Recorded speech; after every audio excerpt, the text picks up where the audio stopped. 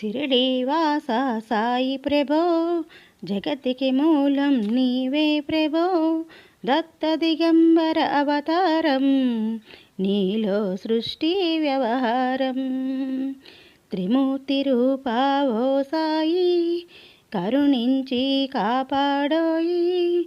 దర్శనమీయగరావయ్యా, ముక్తికి మార్గం చూపుమయా.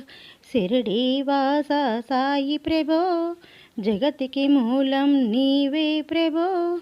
దత్త దిగంబర అవతారం, నీలో సృష్టి వ్యవహారం.